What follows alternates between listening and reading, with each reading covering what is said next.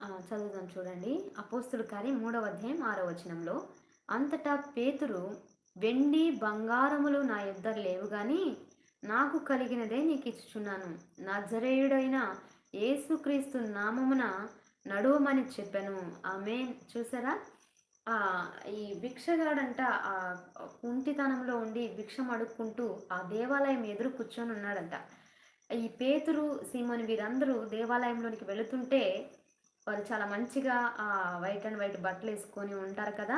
వాళ్ళు వెళ్తుంటే భిక్షగాడి అతని ఎదుకు ఈ పేతురు అనబడిన వ్యక్తి వెళ్లారంట. పేతురు గారు వెళ్ళినప్పుడు ఈయన ఏమన్నా వేస్తాడేమో అని చెప్పేసి ఆ భిక్షం అడుక్కున్న ఆయన ఈ పేతురు గారి జేబు వైపు చూస్తూ ఉన్నాడంట.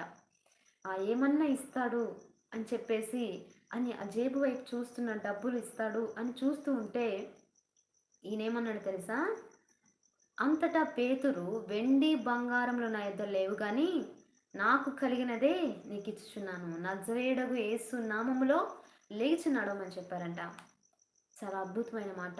యేసు నామములో మనం ప్రార్థన చేస్తే అద్భుతాలు చూస్తాం, ఆశ్చర్యమైన కార్యాలు చూస్తాం, అంతులేని కార్యాలను మనము